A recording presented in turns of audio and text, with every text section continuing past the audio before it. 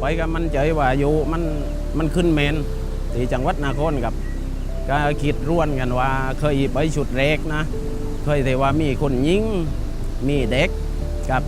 ถึงของผมนี่ไปจุดแรกเพราะว่าลูกก็ไม่บายอยู่ถึงก็เช็ครถก็มันไม่พอกับแต่ละครอบครัว